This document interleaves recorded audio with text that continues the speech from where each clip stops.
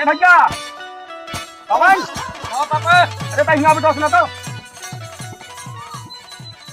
क्या हुआ? कहते बेटवा हाँ बिहान गेहूं लगा के जनता है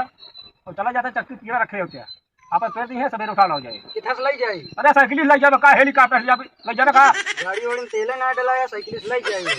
अरे यार टंकी बंद तेल बंद है मुझे पता होता है तू ले जा साइकिल हटावा घूमत रही है हम जोन काम हो हम के कहिए हमेशा घूमत रही हैं